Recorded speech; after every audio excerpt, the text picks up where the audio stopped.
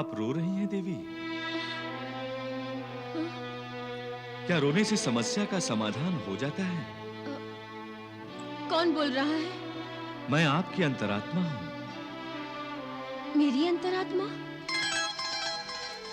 अभी अभी तो आपने स्वयं कहा राजकुमारी कि मैं आपकी आत्मा हूं। द्वारिकाधीश। प्रणाम युवराज। राजकुमारी कक्ष में है? जी हाँ युवराज, वो कृष्ण से बातें कर रही हैं। क्या कृष्ण से बातें कर रही है? रुक्मिणी, रुक्मिणी, रुक्मिणी! भैया आप बैठिए ना। पहले मैं उस ग्वाले का वध करूंगा। कहां है वो? ये आप क्या कह रहे हैं भैया? वासुदेव श्री कृष्ण तो द्वारिका में होंगे, यहाँ कहाँ? वो यही है। प्रतिहारी ने मुझे सब कुछ बता दिया है। तुम मुझसे बातें कर रही थी। सच सच बताओ रुक्मिणी, कहां है वो? कहां है वो? सच सच बताओ, कहां छुपा रखा है तुमने उसे? अपने हृदय में। रुक्मिणी! भैया, आपको द्वारिकाधीश श्री कृष्ण से मिलना था तो मेरे कक्ष में आने का कष्ट क्यों किया आपने? उन्हें तो आप अपने कक्ष में भी मिल सकते थे। वो तो साक्षात ईश्वर हैं, पूरे संसार में व्याप्त हैं वो। मुझे भ्रमित मत करो रुक्मिणी। मैं उसे ढूंढ कर ही रहूंगा और सारे कुंडिनपुर के सामने उसे मृत्यु दंड दूंगा। मृत्यु दंड! ये आप ठीक नहीं कर रहे हैं भैया। परमात्मा की भक्ति की जाती है, उसका तिरस्कार नहीं किया जाता। है? वो ईश्वर नहीं, मायावी है, मायावी।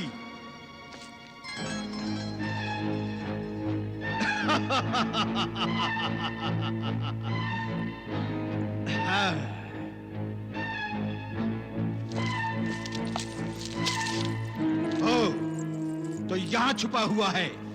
मुझे देखकर तुरंत मूर्ति बन गया, परंतु मैं इसे जीवित नहीं छोड़ूंगा। अभी इसका सर धड़ से अलग करता हूं। नहीं भैया, नहीं।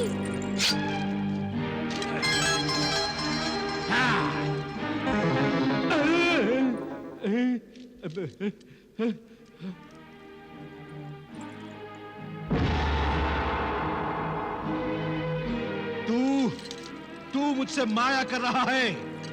मैं तेरे इस मायावी रूप को ही नष्ट कर दूंगा, तेरी इस मूर्ति को ही नष्ट कर दूंगा।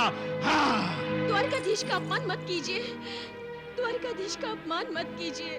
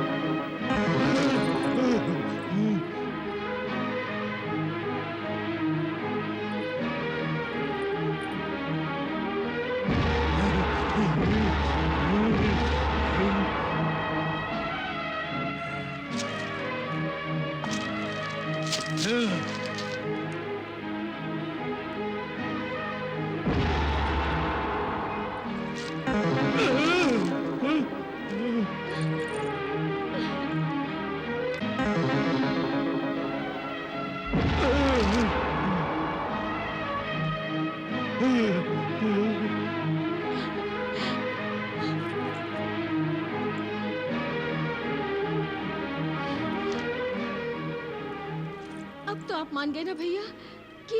हाँ, मान गया हूं रुक्मिणी, परंतु अब तुम्हारा विवाह शिशुपाल से ही होगा, शिशुपाल से ही। हाँ।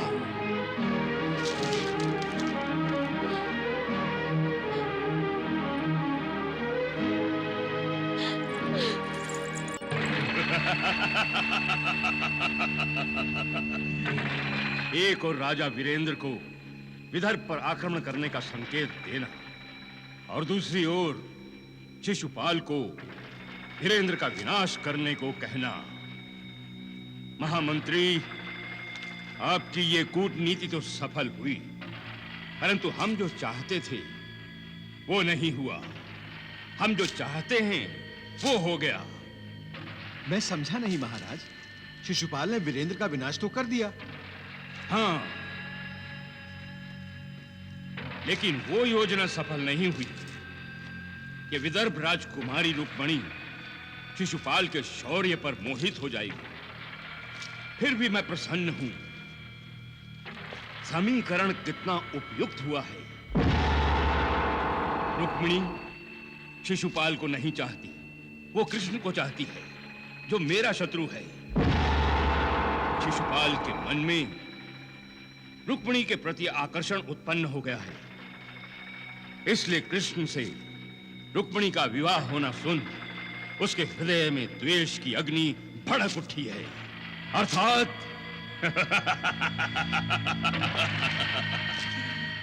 महामंत्री, हम जो चाहते हैं वो अपने आप हो गया है।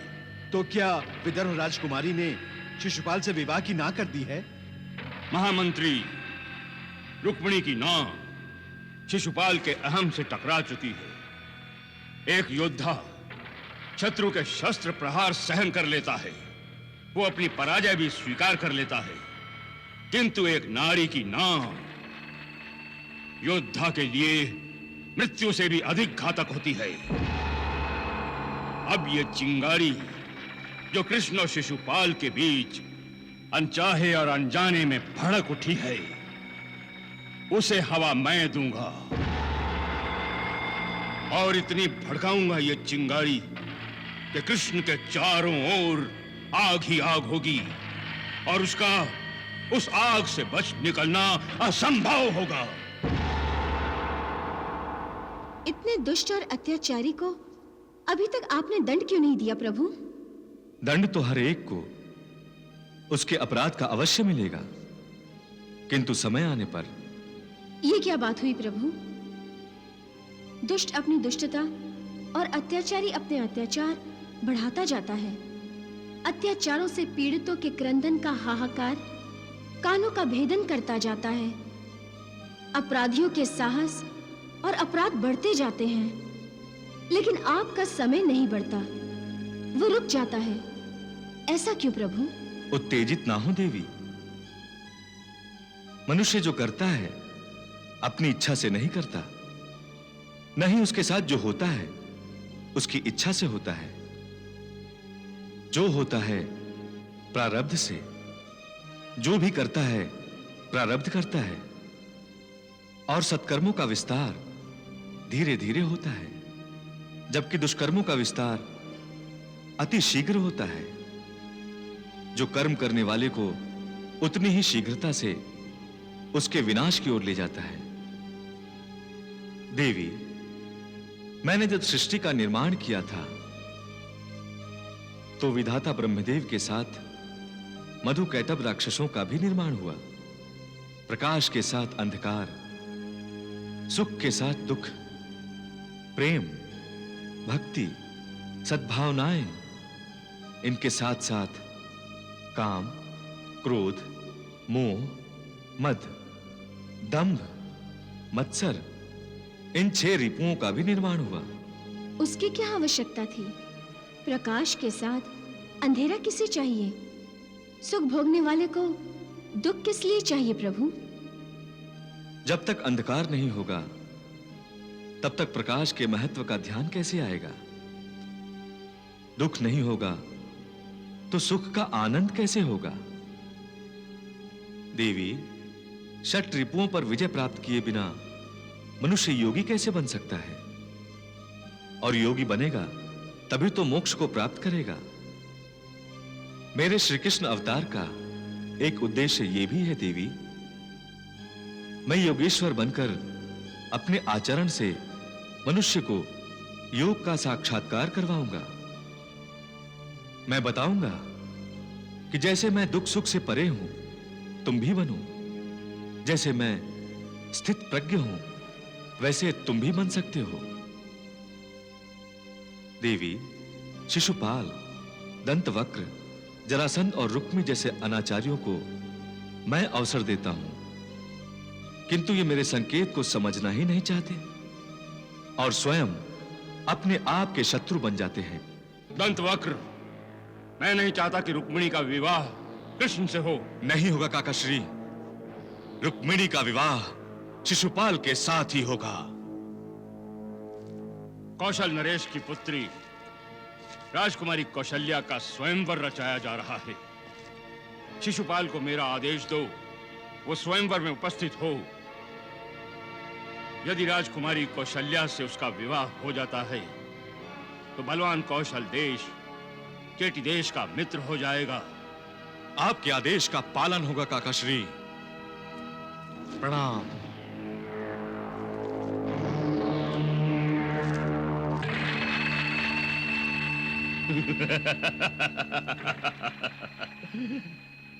महाराज, आप जानते हैं कि राजकुमारी कौशल्या भद्रदेश के राजकुमार से प्रेम करती है और स्वयंवर में उसे ही वरमाला पहनाएगी।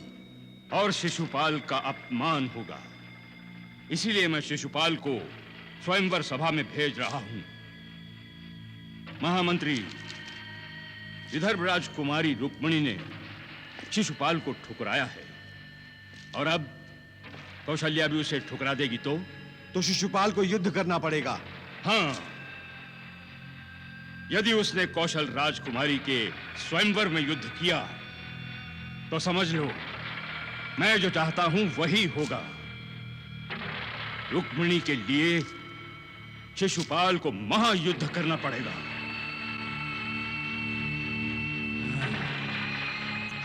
इस स्वयंवर सभा में उपस्थित राजाओं और राजकुमारों का स्वागत है।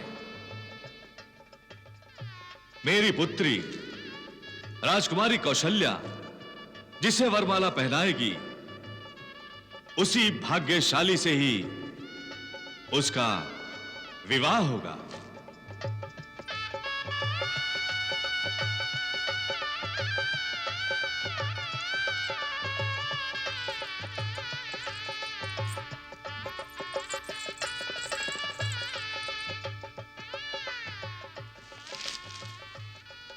आप हैं महिमृति नगरी के राजा महिपाल।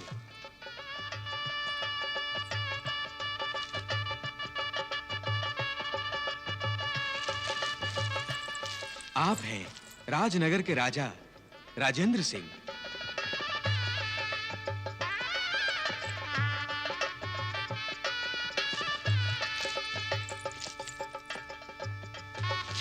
आप हैं चेटी देश के राजा शिशुपाल, पराक्रमी बलशाली जरासंध के शिष्य हैं।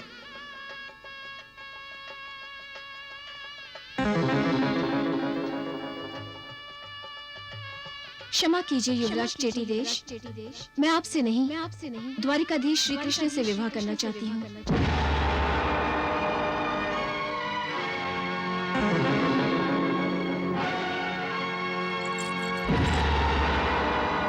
शिशुपाल, नारी का मन जीतना भी एक युद्ध ही होता है और यदि मन न जीता जाए तो पुरुष नारी को ही जीत लेता है।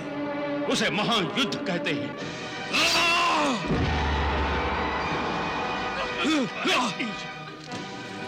रुक जाइए चेटी राज, चलो!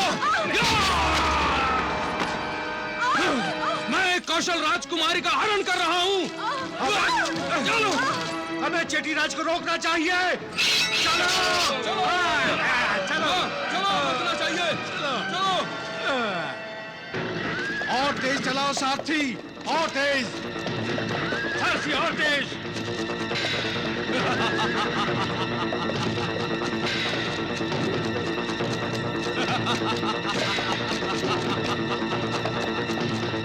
रुक जाओ कायर,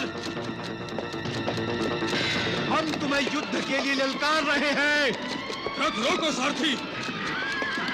भगोड़े, बलवान हो तो हमारा सामना करो।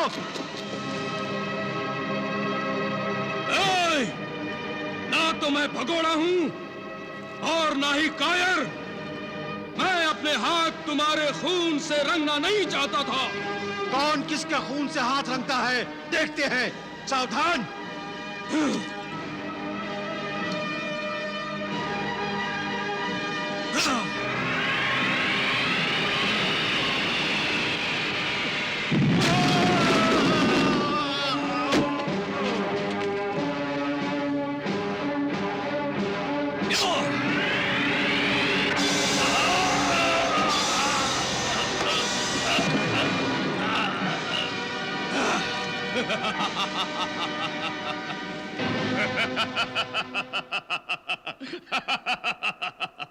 शिशुपाल ने कौशल राजकुमारी का स्वयंवर सभा से हरण कर लिया। बात बन गई महामंत्री, बात बन गई। अंततः रुक्मिणी द्वारा किया गया अपमान रंग लाया और हमने जो पांसा फेंका था वो सीधा गिरा और हम ये द्यूत क्रीड़ा जीत गए। अब शिशुपाल विदर्भ राजकुमारी रुक्मिणी का विवाह कृष्ण के साथ कदापि नहीं होने देगा। अब महायुद्ध होगा महामंत्री, महायुद्ध। और हम इस महायुद्ध में कृष्ण के विरुद्ध शिशुपाल की सहायता करेंगे। कन्हैया, बुआ श्रुति और फूफा श्री दमघोष ने तो वानप्रस्थ आश्रम स्वीकार कर लिया था, फिर उन्होंने हमें क्यों बुलाया है? मेरे विचार से उनका ध्यान परमात्मा की ओर कम और अपने पुत्र शिशुपाल की ओर अधिक है। अवश्य ही शिशुपाल के कारण उन्होंने हमें यहां बुलाया है। चलें दाऊ भैया।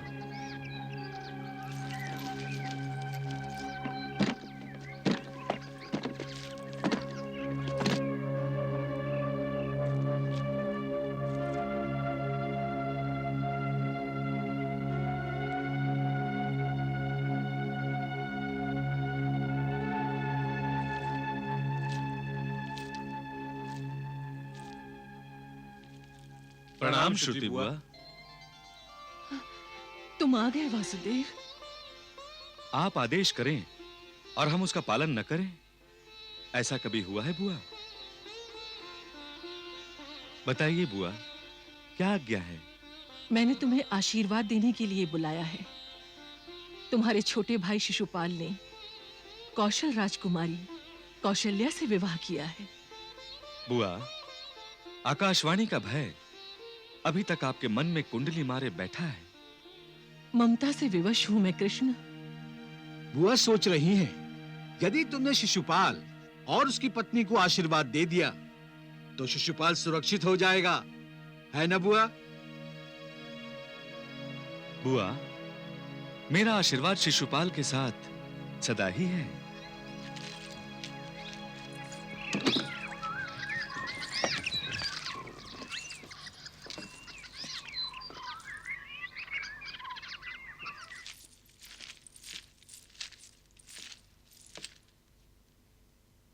प्रणाम माताश्री। सौभाग्यवती भव।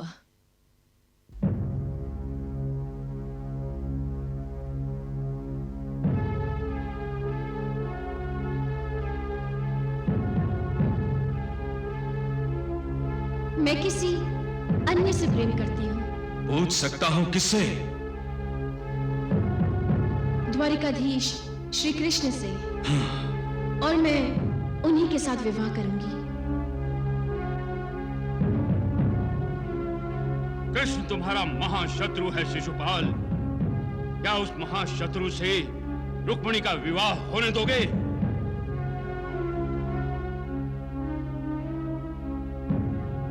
जन्म से ही तुम चतुर्भुज और त्रिनेत्रधारी थे, परंतु उस मायावी कृष्ण ने तुम्हारे अतिरिक्त 2 हाथ और तीसरा नेत्र मिटा दिए।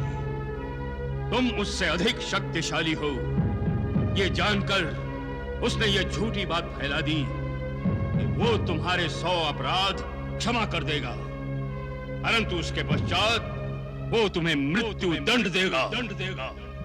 कृष्ण तुम्हें मृत्यु दंड देगा। कृष्ण तुम्हें मृत्यु दंड देगा।